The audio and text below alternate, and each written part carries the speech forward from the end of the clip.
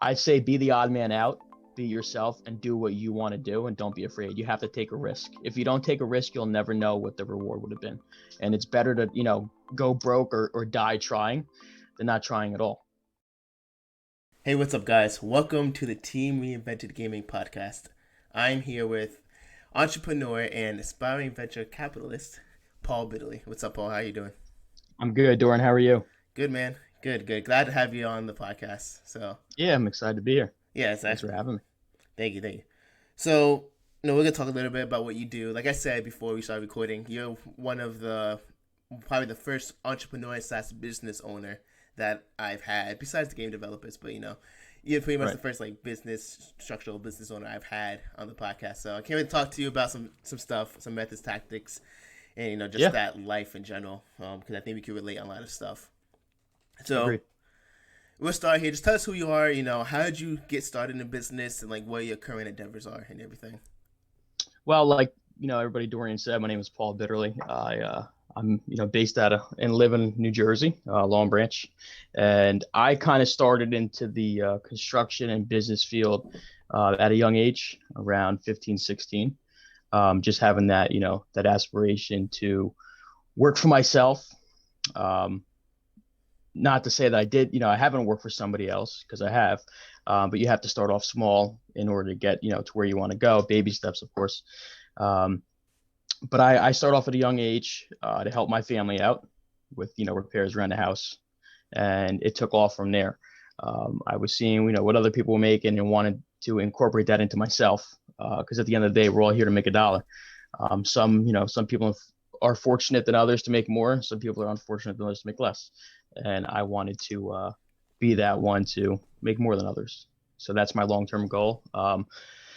I'm into investments, stocks, cryptos on the light end. But my long-term goal is to be a real estate developer, a big real estate developer. That's where most of my focus is. So, Okay, nice. So you own a landscape company currently and a construction company. correct. So what are the names of that, and what anything like that? I started up as an enterprise. The first company I ever owned was called Momi Lawn Service. It was pretty catchy. Just being, like a 15-year-old kid walking around with a lawnmower. Mm. I went on to that to, get in the construction field towards the end of high school. So I opened up an enterprise, which is known and called as Bitco Enterprises. And we recently separated the books of business. So my landscape, sister company is Longevity Landscapes. Okay. So they all fall underneath, one tax ID, but a DBA, doing business as, separates the tax books, just in case later down the road, if I ever wanted to sell a portion of the business or Yeah. that structure, it's to decide for all that would be Yeah. insane. So is it a subsidiary?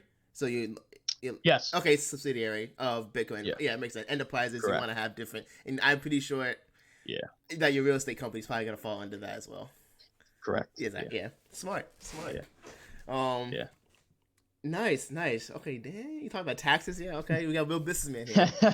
No, that's legit, man. pay, pay your taxes. I'll start Yeah. off by saying Yeah. that. There's a difference between tax evasion and tax avoidance.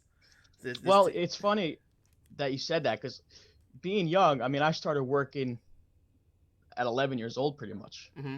and I Mm-hmm. had like 20 homes around, my area, and putting money in the bank. You don't think at that young age that, when you come to 18 and you start having to pay taxes, that the IRS always knows what they can see what you have at any given time. Yeah. That's why a lot of people put their money into investments or like, securities or safety deposit boxes. Mm-hmm. Tax evasion and tax avoidance, like you said, are two different things. Yeah. I wasn't necessarily avoiding paying taxes, but they don't. That's the thing. They don't teach any of this stuff in school. Really don't. They really should. And right, and you have to find that. You have to do your own research. So I did have to pay taxes for saying I pretty much gave myself up, saying I started cutting grass. Well, they don't care if you're 14 years old. It's Uncle Sam wants to cut everything. Exactly, So bro. make sure you do your taxes. If you pay taxes. Yeah. When I was. Yeah. So that's one thing. So building the company, that's that counting and financial side of it it's probably the hardest thing to grasp. So like I went to school a little bit for business management and everything like that. So I learned like the formal accounting and stuff. That junk was one. it's not about the mathematics that got you. It's just like the laws, the laws you have to follow, and like just how important it is to track your money and understand like just how to do proper accounting and stuff.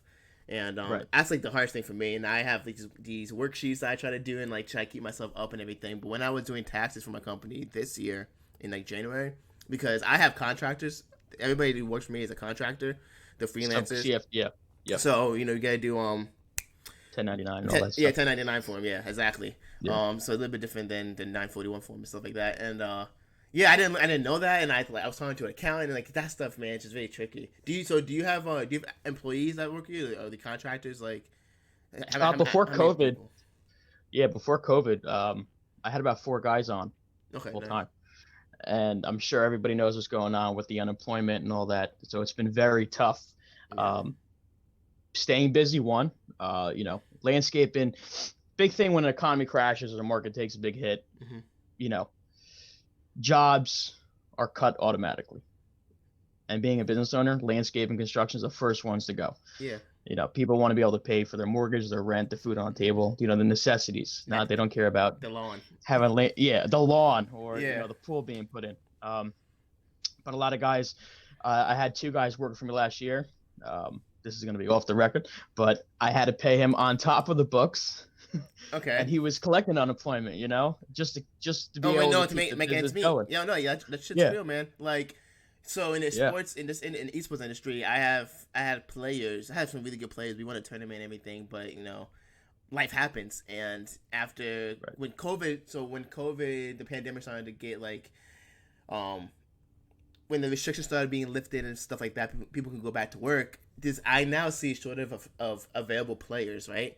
Because everybody Mhm. 18 to 25, or no, 18 to 30 has to work. They can't live in their mom's house forever. Yeah, So that's very frustrating. So now I am seeing the effect of, okay, these people have to get jobs, but also have to find people who want to become professional players, right? Who want to take that risk and who want to have that lifestyle and balance out the needs of today with what could be tomorrow.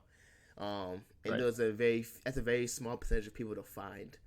Yeah, Because in sports and like some other jobs, it's not the job security isn't there. Like I do my best to, I'm not gonna just fire people for no reason, like right, but it's not a set in stone process. And hmm being as new as esports is, it's not as secure as it could be in the future or will be in the future. So yeah, yeah, the COVID definitely, and that's the thing.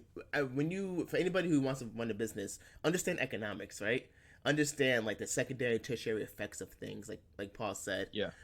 Because what happens in the economy is definitely going to affect your business, whether you're doing esports, landscaping, or whatever. Like it's going to affect your It's business. all ruled by one thing, and that's it. And Exactly. and a lot of people, I mean, from what I was paying my employee, it was like some weeks he'd make more than I would. Oh yeah. After you do your profit and loss for the week, or especially for the quarter. And it's insane. It really was. And I guess he got in the habit of not waking up early or whatnot. So number one thing is nobody is loyal, and your help eventually becomes your competition. So and people have to realize that, like, if you're gonna hold back someone's pay because you're afraid that they're gonna outwork you or compete with you in the future, come to grips with that right then and there, because eventually it's going to happen. You cannot stop that from happening. Interesting you say that. I don't know if I have that problem in my industry. So I'll say this.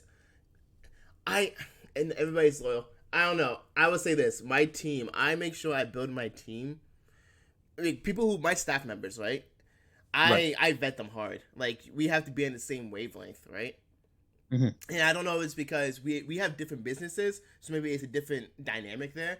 So I'm hiring freelancers and contractors, people who do that job, Well, and right. So so you have a freelancer. yeah. So are you saying nobody's loyal from just a business perspective, or from people Well, who? nobody's loyal from a business perspective, as it is. The fact that you're 1099 guys, right? Yeah, So these people have their own business, and you're paying them to help you run your company, yeah, and to be associated with you. So at the end of the day, you both are making profit. You guys are making money. You guys are growing yeah, together as a business for that long-term goal. yeah. My workers, No, then yeah, they're no, not there. Yeah, they're there to no, make money and like go home. Yeah, exactly. yeah. And So eventually they want to start their own business. They want to make more than, what they can make now. So Yeah. I'd say different categories it Yeah. falls into, but in Yeah. any business world, I mean, you go into a corporate America, you want to climb that corporate ladder as fast as possible. Exactly. You want to be, and it's funny, um, when you're being interviewed and they ask you, well, where do you see yourself in 5, 10 years? Sorry. Well, obviously, you want to be in that position where they are, hiring somebody else, hiring Mm-hmm. you. It's the most ironic and funniest question that somebody asks. Where do you see yourself in 5 years? Well, I want to be in your position, hiring the next guy. So Yeah. there you go. It's proven. Makes sense. No, you're absolutely right. That there has to be like a mix of businesses. I believe business. I believe people could be. Business is just naturally ruthless, right? It really is. Like It is. people, Yeah. I part of it is because people are scummy. People do fuck people over in business a lot, and I'm not with that. I don't like. You should never lie, cheat, or steal your way to the top. Right. But there's also a reality of business people have to understand. Like, hey, when it comes to X, A, and B, like building the business matters, right? The vision is the most important thing. Anything that impedes that vision has to go. Whether that's a person, that's myself, that's an ideology or anything, right? Has to go. So I think this CEO, something I try to do is be fair and be firm. Like, Yeah. I think that's what worked for me so far, and be transparent, be honest and truthful. Especially as a new business, because you don't have that reputation, right? So you want to maintain that reputation and build that reputation. So it's just very interesting and everything like that. So that's I don't know if you have anything on that or anything, but I just feel like if people who are starting a business think it's going to be glory and easy, stick to your day job. yeah, It's not. It's ruthless, like you said. It's not easy. It's not always rewarding. You don't always reap the benefits of what you think you are, and don't count your dollar before you make it. oh yeah, yeah. A lot of people, if I do this job, that job, I'll have this by the end of the month. Now, because when you start doing that, shit starts to happen, expenses start to come in, and then you're right back at square one. Yeah, and it kills your morale too. Like we just started selling mouse pads for the company, and right.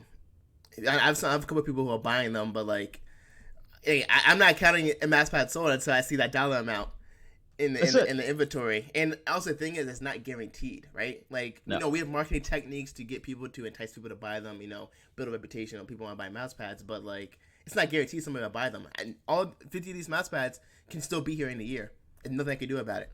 And it's crazy that you said the marketing techniques, and that's a little thing I want to touch about.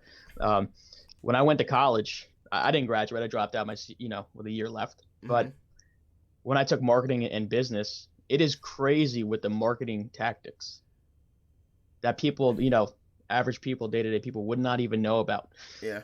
I never knew that, that Cheerios, the owner, of Cheerios pays for that, precise exact spot in that one aisle at arm's reach, eye level. It's insane. Yeah. Yeah. And that's another thing. Marketing goes down deep. My marketing manager, Valentina Resk, she's good at what she does, man. And like she's somebody I don't want to lose, to be honest. She's good at what she does because me and her speak the same wavelength. I'm more marketing centric. Like I understand marketing more than other aspects of business. And marketing can go down a deep rabbit hole. And if you understand marketing, you don't necessarily win, but you can definitely position yourself in some advantageous positions. So you went to school for business management, I assume, or? So I started at community college, then I transferred into a university. Business management and real estate finance was my business was my major. Real estate finance was my minor. Okay. And then my last year of school, I had some family things arise, but making money was the biggest thing. I mean, sitting in a classroom, and I wasn't necessarily, I'm kind of contradicting myself right here, but counting the dollar before I made it, sitting in a classroom and saying, well, I know I could have done that job today, but I have to do it on the weekend because I have class. Yeah. And if I could do those, if I can get 5 of those jobs, which I'm pretty good at getting, then, it made more sense to go back out into the work field and do online classes. So that's what I'm, hopefully enroll in September to finish that degree. Nice. Nice. That'd be good. I think there's a stigma that if you're a CEO, you shouldn't go to school and everything like that. I don't believe that. I think, well, school is subjective. Some people learn that way. Some people, they want school. But Yeah. I have noticed when I went to school for business and stuff like that, you do learn things that you may have not known if you didn't go to school, or they ask you certain questions that you didn't think about if you didn't go to that class or stuff like that. So at least for me, so I think there's a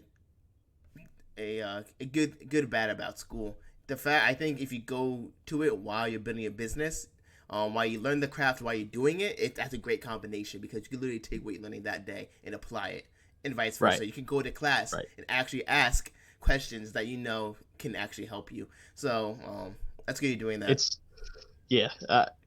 Going to high school, we had personal finance, which was how to write a check, Yeah. and that was it. Yeah. Going to college, the one thing I hated the most about college was you had like prerequisites. You had to take an English class. Yeah. Me being here, all right, I have a business. This is, I already have my 5, 10-year, 20-year goals lined up. I don't need this. Yeah. So like you said, going to school and starting a business, if you're going to school for what you want to do in life, go to school. I mean, CEOs, I know very rich people.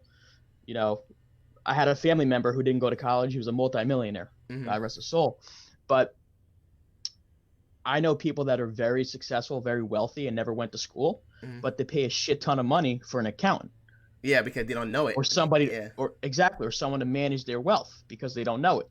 If you go to school, it doesn't have to be the most accredited university or college. If you can, business taught me about taxes. Business taught me about strategics, planning, organization. I refiled. I was a sole proprietor. I filed as an LLC. Yeah. I rechanged my business structure because liability and legal reasons. Yep. And if you didn't know that, going on Google, being a sole proprietor, you take this. Being an LLC, you take that. I don't have to. If I don't pay my bills, they're not going to sue me personally. There's limited liability company. Yeah. Yeah. But I pay my bills. But you would never learn that. Go to school for what you want to do. And that's why I think the whole education system is all screwed up, because they make you take these classes, which, I don't remember what I did. My math class, algebra, I've never used algebra in my life. Oh, man. It's just the truth. No, yeah. Yeah, so, no, yeah, everything you said I agree with, and you're correct, man. Go to school if it's needed. If it's needed, correct. So let's talk about some venture capitalist things. So inspiring venture capitalists, So have you helped out any businesses or like anything like that? Have you given any money to people? So I haven't, I've given. I say donations, right? Okay. The real word for that is investing, right? So, reason why with donations is I can claim that on taxes. But I've helped out clothing brands around here. I've helped out small designers. They want to start a graphic company, a flooring company. I'm always looking for new things to invest my money in, and I only say invest your money because in a couple of minutes we could talk about CPI and all that stuff, where how the dollar is being inflated. You keep your money in the bank, you don't make any money off that, and it's only going down with inflation. I say invest your money into things that make you a little bit of money more than what you would make in a checking account, APY. But I haven't invested a lot of money, but I've invested enough money to where I'm making a good return on that. Okay, nice. And that's the venture capitalism only, or stocks, or a mixture of little real estate and everything? So pretty much a mixture of different investments. Okay. Yeah. Nice. Yeah, investing is definitely an interesting topic in 2021. I know you're not a crypto person, but I think have crypto. I've traded, but yeah, you're not like, that's not your niche per se. I agree. I just don't feel like that's my it's so obtainable as a real stock.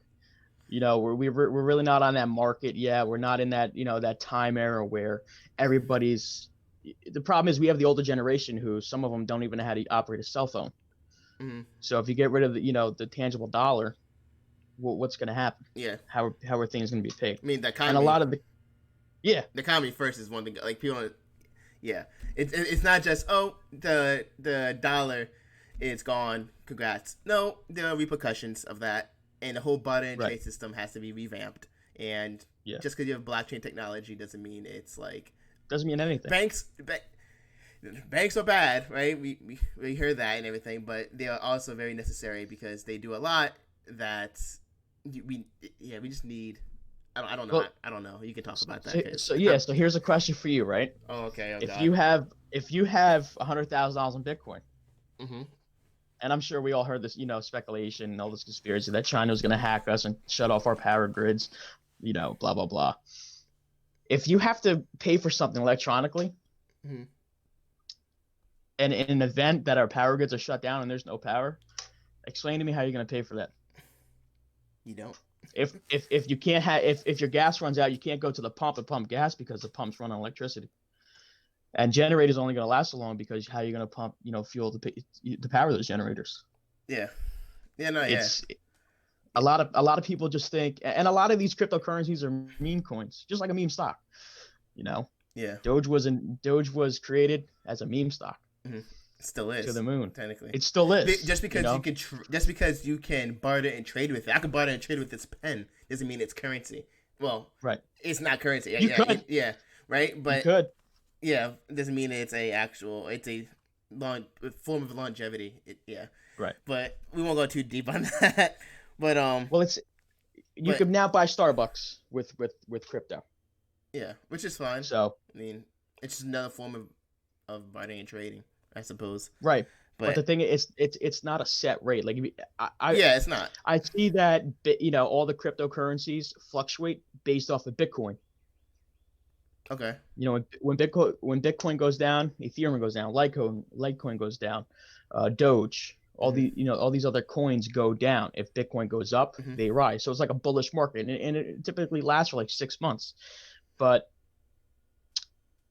if I buy something, I don't think the dollar has that much flexibility as crypto does.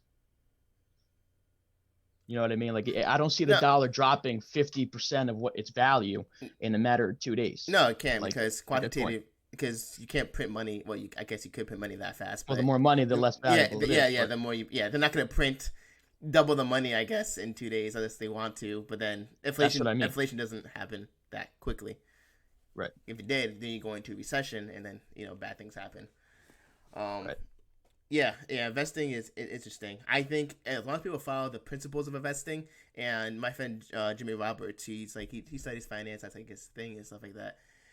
He brought up a good point. He was like, well, stocks, you can, if you invest in stocks, right, or on the stock market, you're investing in a company. You can value a company fairly easy depending on how well a company is doing, right? You can measure that through reading their financial statements, or just knowing about what they're creating and what they could be in the future. Like, you can value a company on the stock market. So those some investments are usually safer, right? Still risk involved because it's not guaranteed that the company will succeed or will do X, Y, and Z. But, you can definitely value that more accurately than you can from crypto investments, stuff like that. So, yeah. Yeah, interesting. It's a risk. It's a risk you have to take. It really is. And you don't bet money, don't invest money that the next day, if you don't have it, you're like, oh, now what am I going to do? Yeah. The money that I have a very, substantial amount into stocks. I pretend that money doesn't even exist. Mm-hmm. And I used to day trade once COVID hit, and that's where I made a very good return.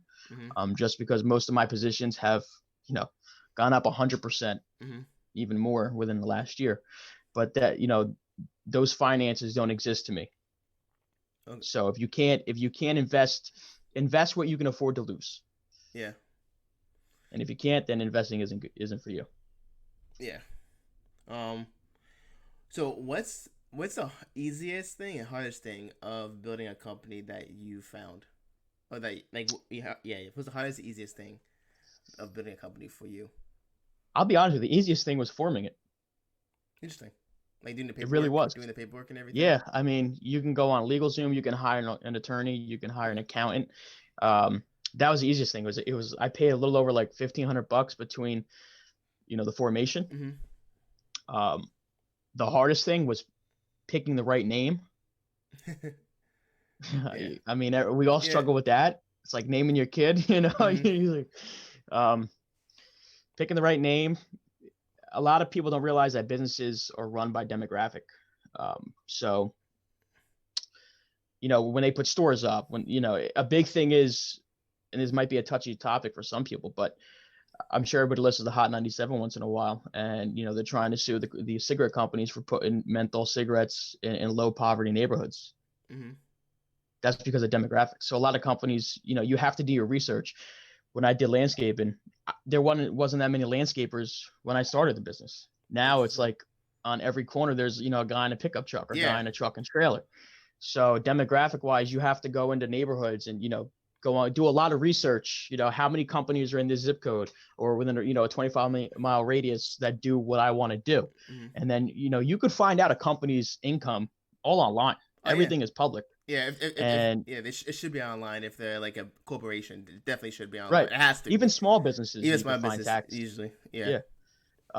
So that was the biggest thing was, pinpointing where I want to be based out of, what I want to do, the area I want to cover, and number one, the services I want to provide.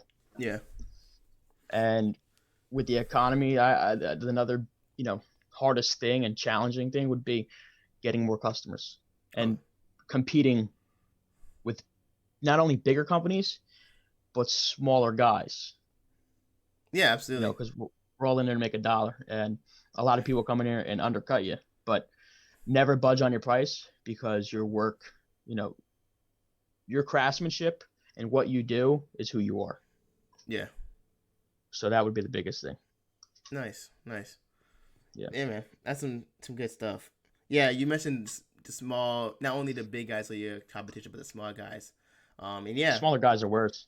Oh yeah, because they're hungry and everything. That the big guys, can get complacent, but the small guys trying to make a name for themselves. And also, if you're small, your competition should be primarily, your primary focus should be the smaller guys as well, because they're in the same position as you are. Yeah. And you pretty much have the same target segment and everything when it comes to customers and stuff like that. So that's nice. That's legit. Do you plan on staying in Jersey, like for your business, stuff like that? Or you plan on moving somewhere? That's a good question. That really is. Yeah. I'd say I would love to stay in Jersey. Mm-hmm. Maybe not where I am now. Yeah. Just the town, the area. You're from Jersey. Not where I am now. I'd love to go out to Pennsylvania, New Hope, Lambertville area. Mm-hmm. I'm a big boat guy, so I love the water. Okay. So if I could be within 45 minutes drive to the water, that's one thing. Mm-hmm. But the other biggest thing would be getting up and moving to another location. Yeah. It'll be just as hard as the first thing. And like you said, with the younger, the smaller companies or smaller guys, not everybody pays taxes. Not everybody's insured. Not everybody has as much overhead as the next guy. So that's another thing.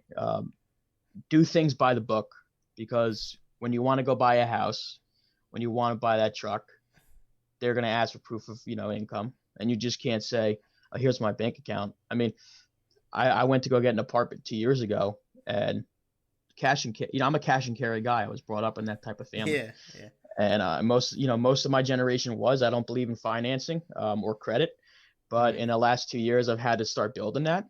But they're like, I do my taxes once a year. Yeah. And they're like, well, you have to wait till April to come back with your tax return. And I'm like, well, what if I show you my bank account? They're like, well, if we only look at bank accounts that have $500,000 or more. I'm like, lady, if nobody's renting an apartment from you if they have $500,000 in the bank. Yo, what? You're out of your mind. That's funny. That's funny as fuck. I'm gonna go buy a house if that's the case. Right? What millionaires are you talking to, ma'am? Yeah, and she says there's people in there. I'm like, and that's the thing. People who are rich and see, there's a difference between being wealthy and rich. Yeah. And then I want to touch, I know you want to talk about the whole, entrepreneur thing. There's a difference between good debt and bad debt. Yeah. I was brought up not to have any debt. Yeah. That's a interesting thing. Interesting topic. I mean, I've read all those books like that. I've read, Thomas Stanley, Millionaire Next Door, Secrets of a Millionaire Mind, Robert Kiyosaki, Rich Dad Poor Dad, the Quantum Quadrant. Rich Dad Poor Dad, amazing book. I recommend everybody to read that. Yeah, I read all that. I followed Dave Ramsey's plan and everything. Dave Ramsey talked about not having debt, and it worked for me. But Dave's an interesting character. Dave is interesting. But his thing works depending on what position you're in. You know, as a Well, that's businessman, it. you gotta know.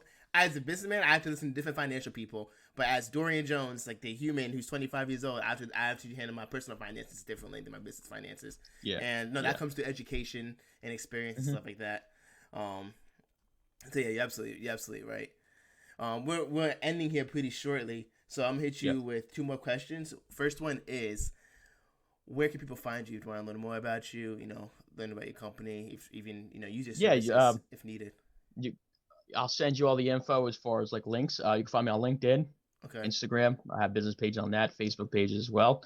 I haven't been always a big thing with online, social media. Okay.